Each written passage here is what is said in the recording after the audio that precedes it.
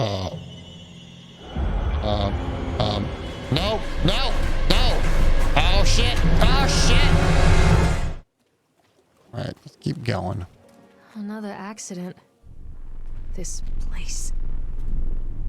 Park maintenance. It's bloody. Oh my god. Now shut the door. Shut the door. Oh my god. No. Oh god, just read the fucking note. Calm. Calm, lady. Despite the constant interruptions to work, Atlantic Island Park will be opening on time. The governor is booked to cut the ribbon, so the only real question is whether we will have any customers. I'm not truly worried. The customers will come out simply out of simple curiosity. God. I deducted what was needed from the banned writings of Archie Henderson. Seduced. It's astonishing to think that a resonance of positive emotions can be used to fuel such a process. Henderson himself chose to use negative, and that caused some of the taint that still lingers in this place. Will not make his mistakes. Very soon I will know if this has all been for nothing. What about that? Why is there something jabbed through its eye? What is it? A knife? A bottle? No, it's a knife. It is a knife. That's weird.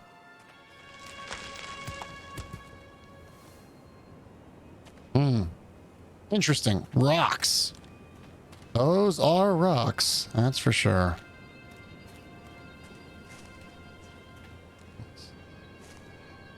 There's the Ferris wheel. There's the Octotron. For those dastardly teenagers? It was for the teenagers, right? I don't think that's a teenager. It doesn't look like you'd be a teenager, right? I don't know. Looks like something kids would jump on.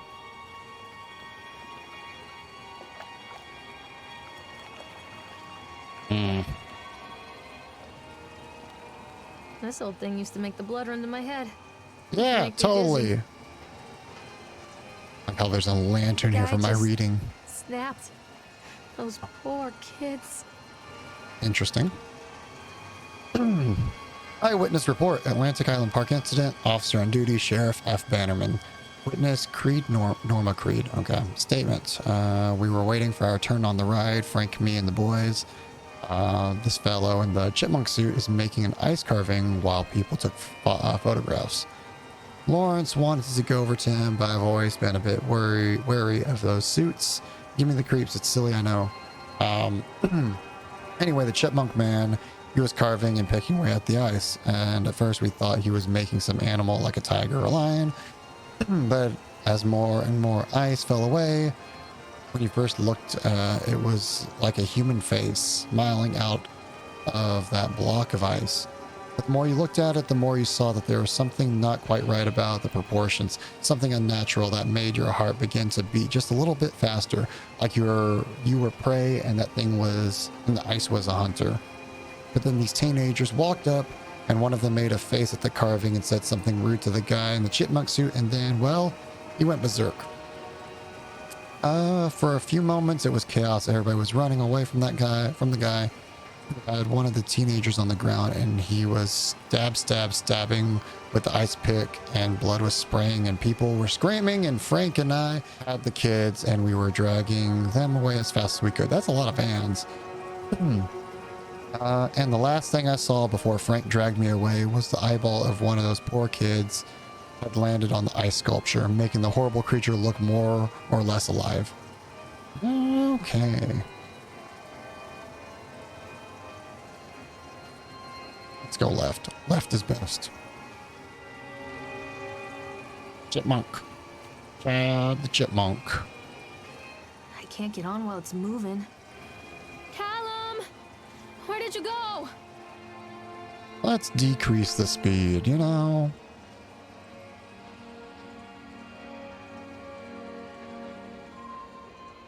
To a complete halt. Keep pulling on it. Yep. Just rip that thing back. There we go. Is it done yet? Keep pulling. Keep pulling. Keep pulling. Pulling. Keep pulling. All right. See, now this makes no sense because to ride it, someone would have to increase the speed.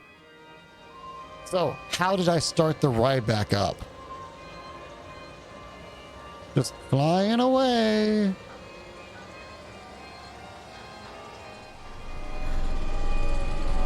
Faster and faster. The round and round we go. When we're stopping, no one knows. Fly away. Come on. Look down. Look up. Oh, shit! Ah! Oh, that was creepy. Hello? Oh, God. I looked up right at the perfect moment.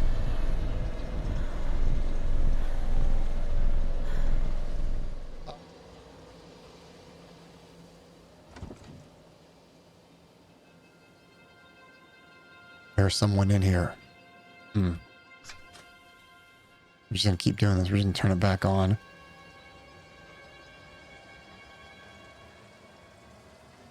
Turn it all the way back up. Or max it out. I want this thing to break. Come on. Top speed! Speed! I am speed! Down! Alright, cool. We're just gonna leave it at that. I can't get on while it's moving. Nope, I'm not worried about getting back on. That just sounds horrific. Moving on. I think this was the direction I need to go in, right? Get over here. That is a horrible Treachery noise. hides in thoughts. Treachery that lashes like a whip. I should have turned it Scars off. our insides. Shut up, I can't hear her First time I saw talk. Callum, my thoughts betrayed me. I looked down at this wrinkled, red, bawling thing and I thought, is that it? We build our world from expectations, and the world that I had built for Callum was no different. He was so real, so there, and so far from my expectations. They shattered, and as they fell in pieces, that one treacherous thought became a new foundation. All of the love that we shared, all of the warmth and goodness that followed, built on a single traitorous thought. Okay. Trying to think if I want to go to the Ferris wheel first or do the bumper cars. Guess I can do the bumper cars since I'm already here. I mean, I'm not gonna be able to make a circle. Wait itself to come back. It is really dark in there. It's so dark. There's a page right here. What was that? Oh my God, there's someone in there. Oh, it's so fucking creepy. I thought you were working in the park for a summer would be. I thought working in the park for a summer would be a lot of fun, but the end of the season here really drags. There aren't many tourists around, so most of the staff spend their days standing around gossiping. And most of that gossip is about Chad. Chad. I mean Steve. See?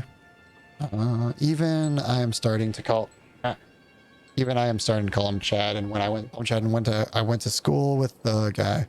It's that goddamn suit. In the beginning, it was a laugh. Steve, the local lush, as Chad the Chipmunk. Picking up your girls. Child-friendly mascot at Atlantic Island Park. Lock up your daughters and all of that. But the more he wears that suit, the weirder Steve is getting. At first, it was little things like refusing to change out of the suit at work and taking it home with him every day. But then I saw him at Susie's Diner still wearing it, and it wasn't even a work day. Some of the staff complained discreetly to the park management about the smell, and I saw him walking and talking with Mr. Winter, the owner, one day. But nothing seemed to have changed. The suit still smells like a carcass whenever Steve walks by. And apparently Steve had picked up some new skills since the last time I saw him puking up in a gutter outside Psychoil Station. He sure as hell can carve a mean ice sculpture. Those shapes he makes in the ice, though, they give me the creeps. Steve came by the booth today, lucky me. He just hung around for a while. Couldn't really tell because of the suit, but it seemed like he was just staring at me, sizing me up, eye-fucking me. Whatever he was doing. I asked him what he wanted, and he just stood there, not saying anything. I knew he wouldn't be talking. Eventually, I called my supervisor, and when he came by, Steve wandered off. My supervisor told me to put everything in writing, so here it is. Also, I quit. I don't want to see that chipmunk suit ever again. Laura Henman. Callum, come back here right now. Didn't mean to scream. Mother duck said quack, quack. Oh, motherfucker! Ah! Shit! Woo! Oh. Well, that got me. Good scare, good scare. Can I go in here? No.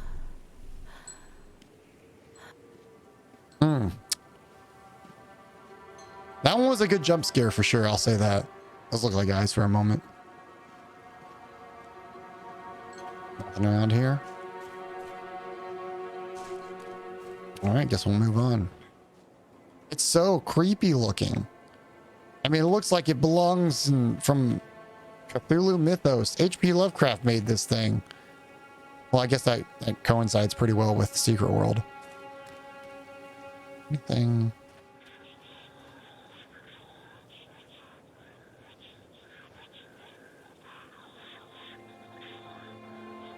Still can't make it out.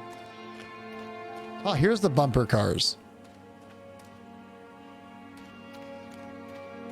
Constant crashes and 80s music. I guess it floats someone's boat. Mm-hmm. Always enter from the right, correct? That's how it works. Oh, wait, no, that's out. Oh, fuck it. We're just gonna do this. We're gonna break the rules.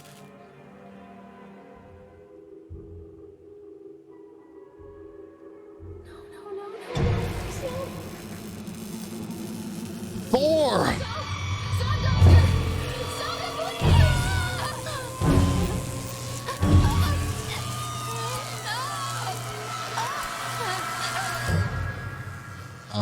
I'm watching myself. I was watching myself.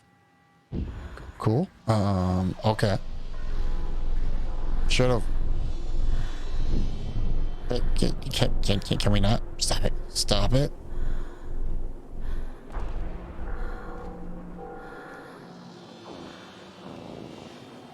I feel like that's leading me to that one. That's the one it wants me to go to, right? The lights are on. Examine accident report.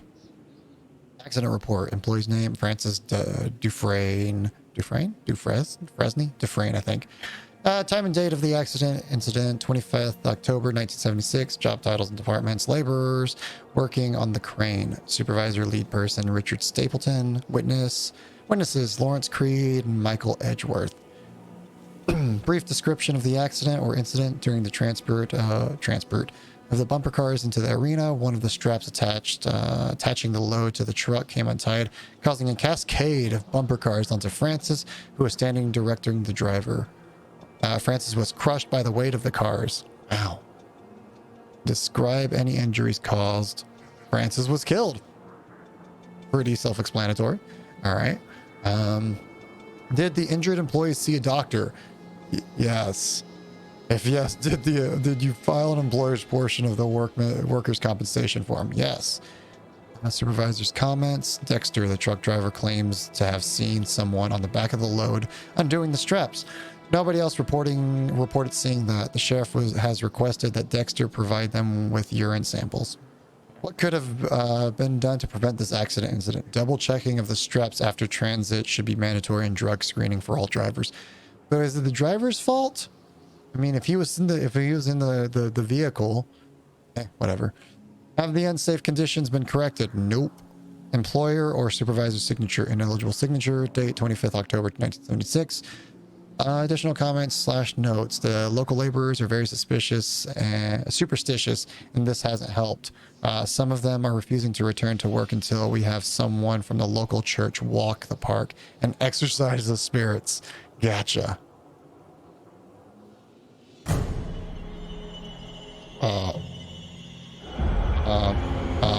No.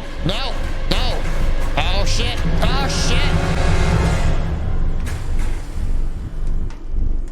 I couldn't look away. It wouldn't let me look away. All right, time to get in our own bumper car. We gotta compete. I'm assuming I need to go over here. Calm down, lady. Woosah. Woosah. Woosah.